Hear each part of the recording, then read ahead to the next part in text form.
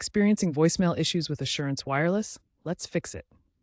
First, ensure cellular data is enabled and airplane mode is off. If voicemail isn't working, start by dialing 86 to access your voicemail. Follow the prompts to set up your greeting and a secure 4 to 6 digit PIN. Common problems include disabled cellular data, incorrect carrier settings, or being in airplane mode.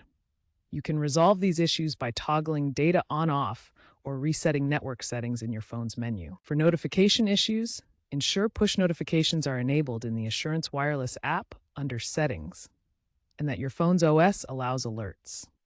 Always check your network signal and verify app permissions before contacting support. This will solve most issues. Need to reset your PIN?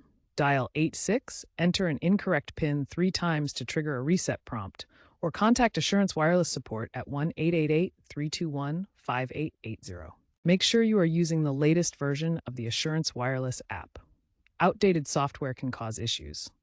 Clear the app's cache. Regular app updates include fixes for notification issues and enhance the AI spam filtering feature. In rare cases, persistent errors may require resetting your phone's network settings or even a factory reset. Check online forums for help. The user community can offer specific solutions to your model. Keep your device updated to avoid this.